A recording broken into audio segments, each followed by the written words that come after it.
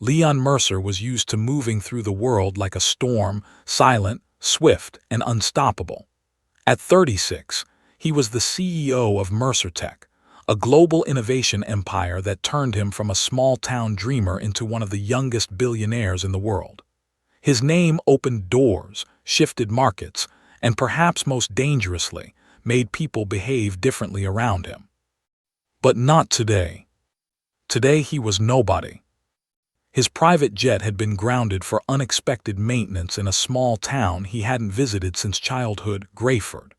A place of old memories, old ghosts, and one person he wished desperately he could have back. His father. Leon hadn't spoken to his father in nearly 7 years, not because he didn't want to, but because his father, Thomas Mercer, refused to see him after the accident that changed everything.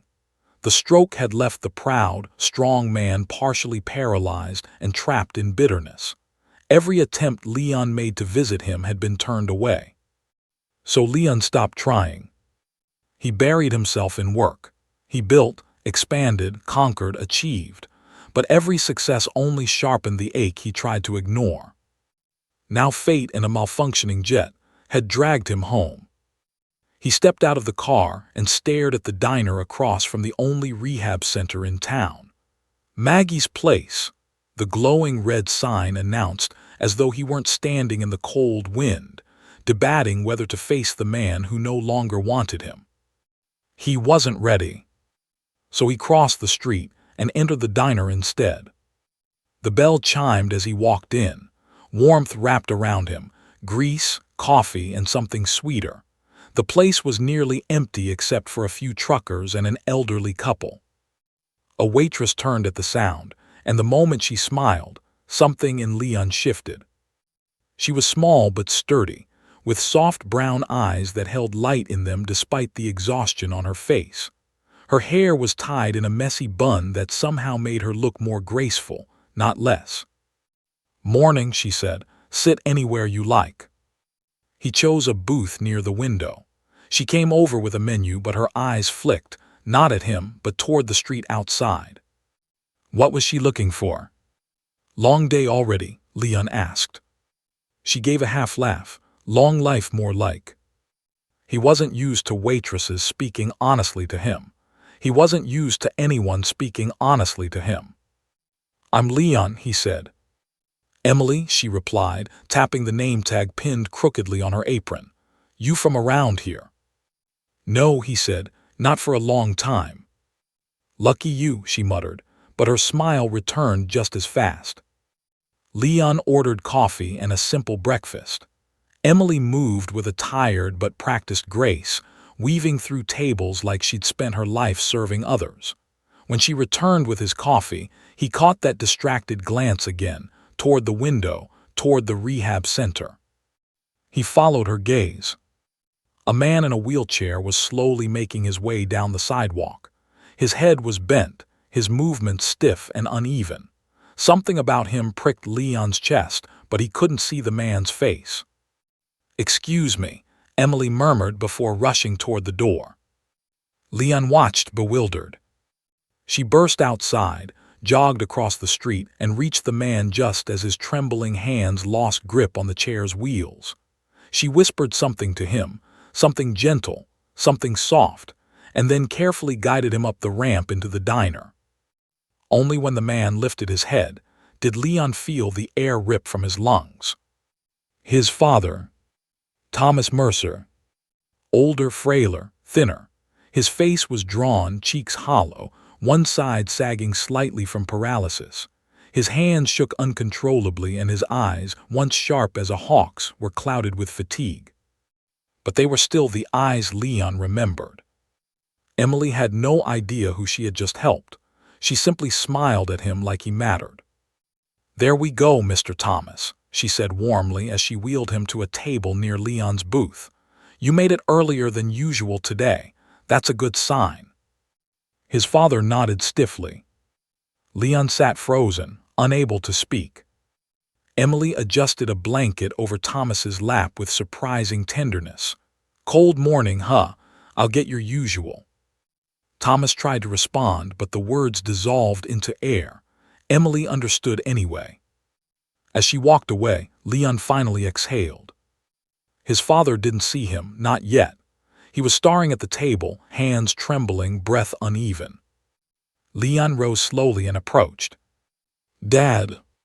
Thomas's head jerked up. His eyes widened. Leon felt the weight of years land on his chest, guilt, longing, and the echo of every missed moment. But his father's expression wasn't anger. It was something far worse. Fear. Thomas's hand shook violently. Leon immediately stepped back, raising both hands. "It's okay. I won't stay if you don't want me to." Emily appeared suddenly, carrying a plate with scrambled eggs. She glanced between them. "Do you two know each other?"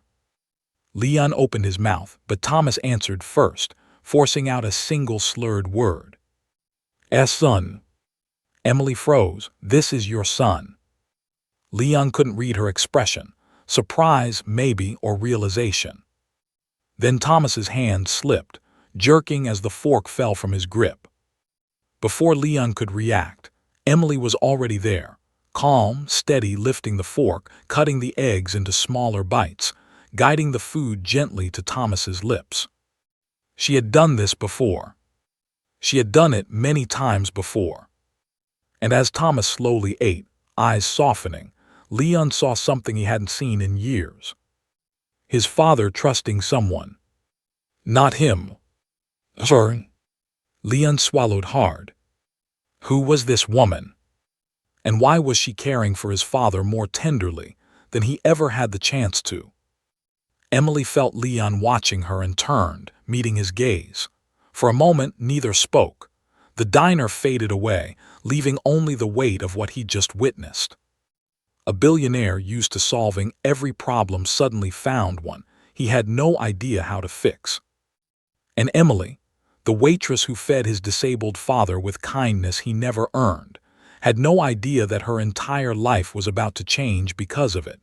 Emily left Thomas in Leon's care for a moment to refill coffee for another customer, but Leon was still reeling. Seeing his father after so many years, frail yet somehow peaceful with this stranger, this waitress, was something he couldn't reconcile. When Emily returned, she noticed the tension vibrating between father and son. "You okay?" she murmured quietly to Leon, the way someone speaks when they aren't sure if they're intruding. Leon forced a nod. "I didn't expect to run into him." Emily folded her arms gently over her apron.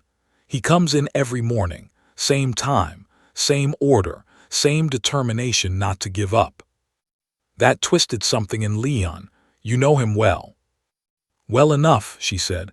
"He doesn't talk much, or can't really, but he communicates in other ways." She glanced at Thomas with affection. "He's stubborn and kind, and he always compliments my scrambled eggs with a thumbs up. That's his scale, 1 thumb for good, 2 for Emily, you're an angel. He gave me 2 yesterday." She beamed like that was the greatest accomplishment in the world. Leon tried to remember the last time he had made his father smile like that. He couldn't. Emily took Thomas's hand gently, placing a napkin under it so the trembling wouldn't knock anything over. Leon watched, thoughtful. "You do a lot for him." Emily shrugged. "He reminds me of someone I lost." Her voice softened. "And helping him helps me too." Leon didn't ask who she lost. Something about the shadows beneath her eyes told him her grief wasn't a story she shared lightly. Instead, he said, "Thank you for taking care of him." Emily blinked in surprise. "I'm just doing my job." "No," Leon said, "you're doing more than that." She didn't respond, just looked at him like she didn't quite know what to make of him. When Thomas finished eating, Emily gently wiped the edges of his mouth, and Leon felt another stab of guilt. His father had always been the strong one, the protector, the foundation, and now someone else had stepped into the role he had vacated. As she cleaned up, Thomas tapped her wrist lightly, his signal for water. She got it immediately. "You know what every gesture means," Leon said quietly. I try, she answered. He deserves someone who listens. He swallowed hard. I used to know what every expression meant too. Emily studied him, and for the first time her gaze felt piercing, not gentle. Then maybe you should try listening again.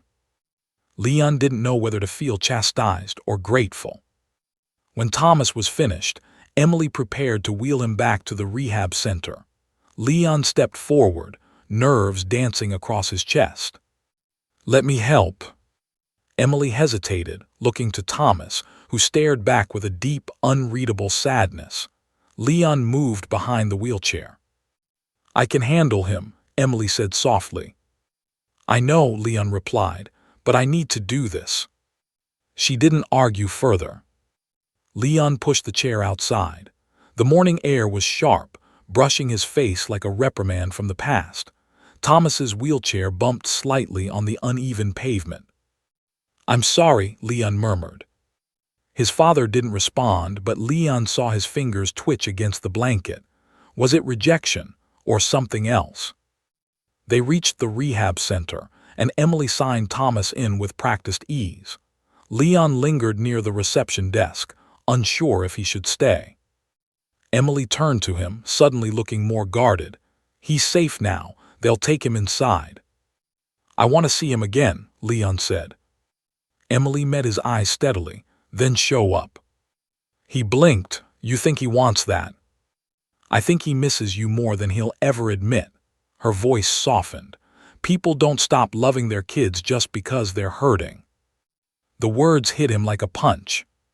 How do you know? He whispered. She hesitated, then looked away. Because I've been on both sides of that kind of pain. Before he could ask what she meant, the rehab nurse came to take Thomas inside. The old man looked back once, just once, at his son. Then he was gone. Leon walked back to the diner with Emily. Not because he needed more coffee, he didn't, but because he couldn't bring himself to leave yet. Inside, she grabbed the coffee pot and began working again, moving from table to table. Leon sat down, watching her with quiet curiosity. Eventually, she returned to him. You're staying? She asked. For a bit, he said. You look like you have questions. I do. About your father, she guessed. About you, Leon corrected. Emily froze. Why? She asked cautiously.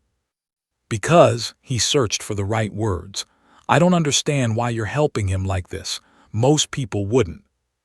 She shifted uncomfortably. Most people don't know what it's like to be helpless. She didn't elaborate. Leon studied her face, the exhaustion, the resilience, the unspoken battles. Emily was a woman who held her own life together with threads while somehow managing to sew others back whole. Did you know he was my father? Leon asked. She shook her head. He never mentioned family. He never asked for anything, just came in alone every morning. Then she added softly, loneliness recognizes loneliness. Leon frowned. You don't seem lonely. Emily gave a small, sad smile. That's because I don't have the luxury of falling apart. The sentence was a crack in the door to a much deeper story. Emily, he began gently. But before he could say more, a loud voice cut through the diner. There you are. A large, red-faced man stormed in. Emily instantly stiffened. So this is where you hide while your shift ends late again, the man snarled. Leon's stomach clenched. Emily didn't look at the man. She kept her eyes on the table, shoulders tight. Please, Mark, she whispered, not here. Mark slammed a hand on the counter. I'll do what I damn well please. Leon stood abruptly. Is there a problem? Mark sized him up, sneering. This doesn't concern you, fancy boy. Actually, Leon said, voice calm but dangerously cold, it does. Emily stepped between them quickly, panic flashing in her eyes. Leon, don't, he's just leaving. Mark glared at her.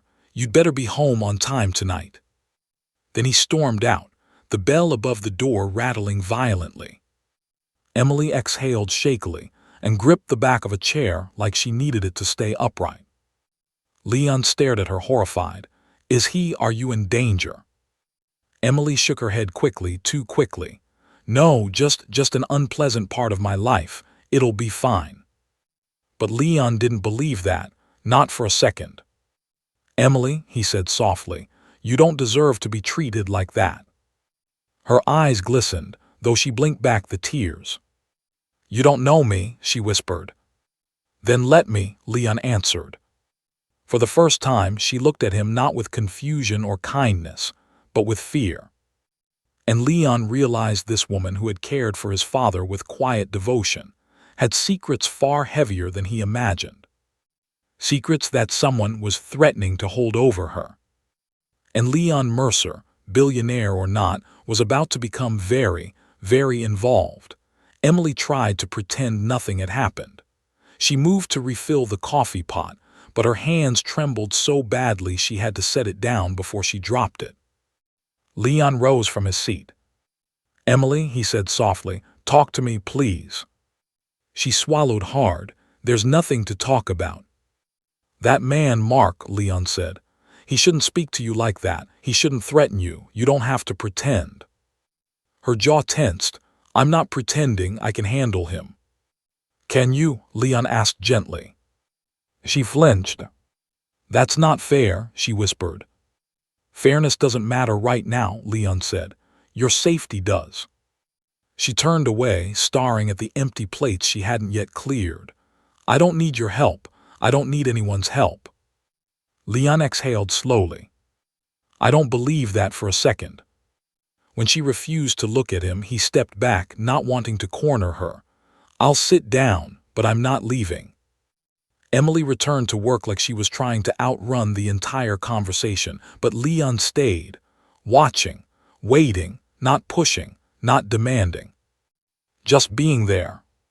For nearly an hour, neither spoke. Then her shift ended. She walked toward him with her bag slung over her shoulder, her expression guarded. I need to go. Can I walk you home? He asked.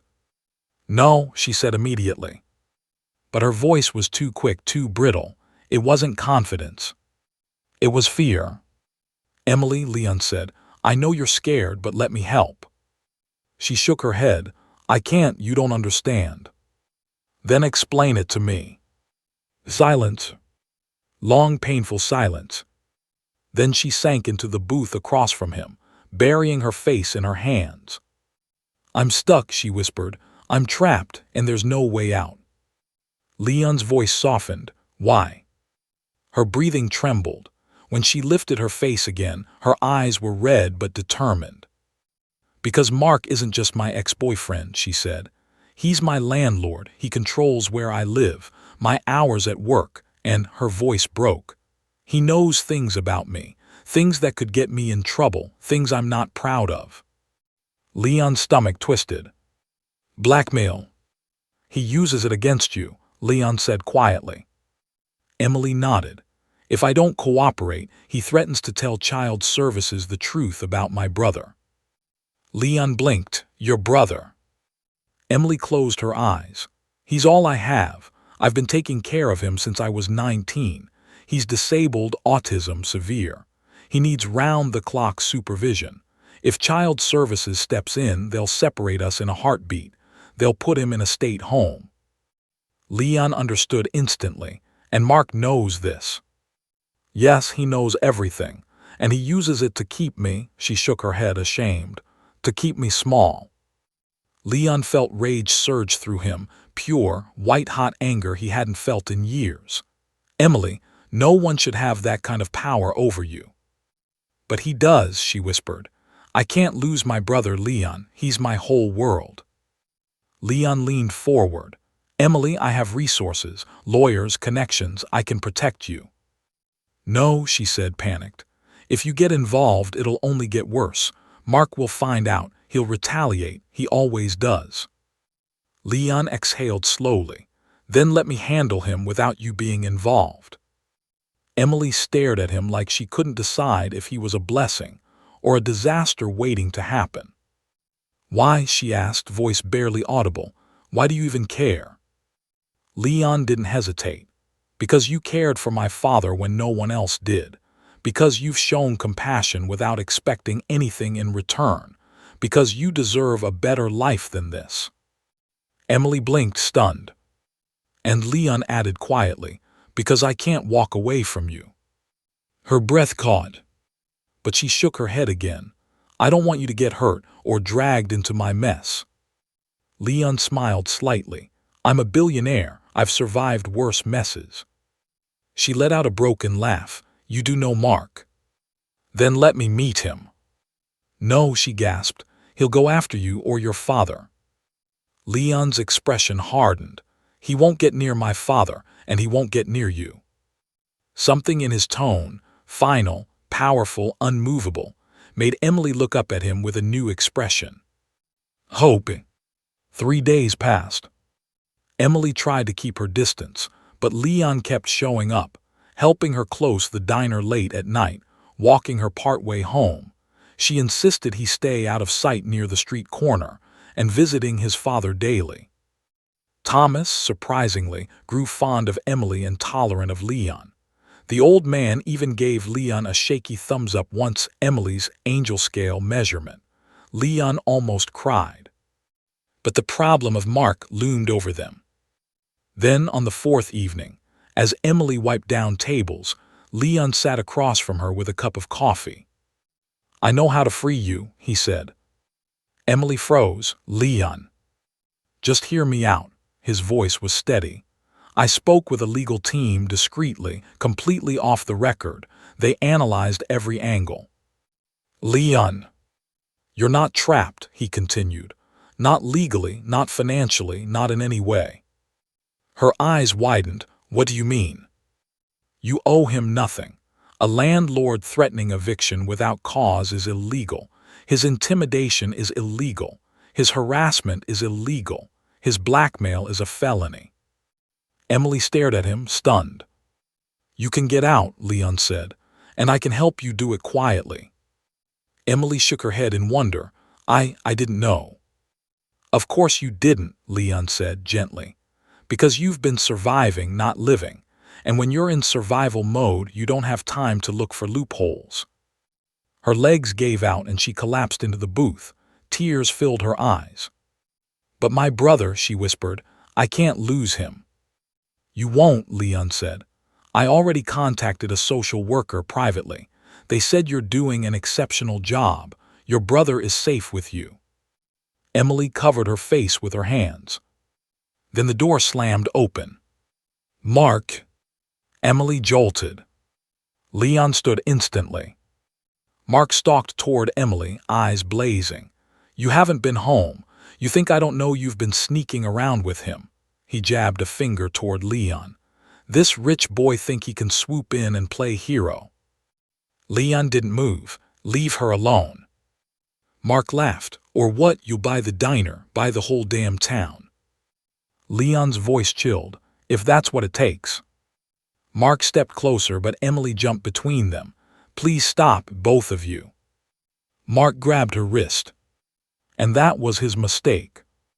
Leon's expression turned murderous. He didn't raise his voice. He didn't threaten. He simply said, let go now. Mark smirked, make me. The next moment happened fast.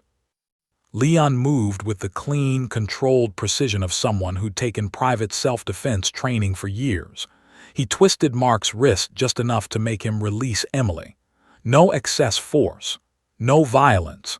Just enough to disengage. Mark yelped and stumbled backward. You think you can touch me, Mark spat. You think you can take what's mine. She's not yours, Leon said, voice cold as ice. She never was. Mark's face purpled. I'll have her evicted by tomorrow morning. Then let's see who she comes crying to. Leon reached into his coat pocket and placed something on the table. A set of keys and a signed deed. Emily's eyes widened. Leon, what is that? Leon didn't look away from Mark. I bought your building, Leon said simply. Mark froze. You what? I bought it this afternoon, Leon said, along with the adjacent lot and the lien on your truck. He gave a slight, lethal smile. Congratulations, Mark. You now pay rent to me. Emily was speechless. Mark sputtered, you can't. Oh, I can, Leon said calmly, and I did, and here's how this is going to work. He leaned forward slightly. You will leave Emily alone. You will not threaten her. You will not speak to her. You will not come near her home or her brother. If you do, I will press charges for harassment, assault, and blackmail. I have enough evidence to end you. Mark stood shaking, furious and helpless. You ruined my life, he hissed. No, Leon replied softly. You ruined your own. Mark stormed out of the diner, slamming the door hard enough to rattle the windows. Silence fell. Emily stared at Leon like he had just rewritten the sky. Leon, she whispered, trembling, you didn't have to do that. Yes, he said, stepping closer, I did. Why? She asked again, voice breaking. Why would you do all of this for me? Leon reached for her hand, slowly, giving her space to pull away if she wanted. She didn't. Because you cared for my father when he rejected everyone else. Because you treated him like he still mattered. Because you gave him dignity. His voice softened. Because you gave me back something I thought I'd lost forever. Emily's breath caught. And because, Leon said, brushing her knuckles with his thumb, I care about you. More than I expected to. More than I can explain. A tear slid down her cheek. Leon, she whispered. Before she could speak further, a quiet cough came from the doorway. Both turned. Thomas Mercer sat in his wheelchair, pushed by a nurse, his eyes bright, more alive than Leon had seen in years. With great effort, Thomas lifted his trembling hand and gave Emily 2 shaky thumbs up. Leon laughed softly, emotion clogging his throat. Emily let out a choked sob. Then Thomas turned to his son. With the same trembling hand, he reached out toward Leon. Leon knelt. For the first time in 7 years, Thomas touched his son's face, fingers trembling but deliberate, forgiving. Leon closed his eyes, tears finally falling. Emily covered her mouth, watching a family heal in front of her. When Thomas withdrew his hand, he glanced back and forth between Leon and Emily. Then he did something that surprised them both. He interlocked his fingers together. Their hands. Emily flushed, Leon smiled. Thomas nodded once, his version of approval. Emily whispered, your dad ships us. Leon laughed, wiping his eyes. He has good taste. Emily squeezed Leon's hand, and he squeezed back. Mark was gone. Her past no longer controlled her. Her brother was safe. Thomas was healing. And Leon, the billionaire who seemed untouchable, looked at her like she was the one who had saved him. Emily never expected her life to change all because she fed a lonely, disabled man in a diner. But that's exactly what happened. Because kindness, once given, has a way of coming back. Sometimes in the form of unexpected love. Sometimes in the form of a second chance. And sometimes, as in Emily's case, in the form of a billionaire whose world would never be the same without her.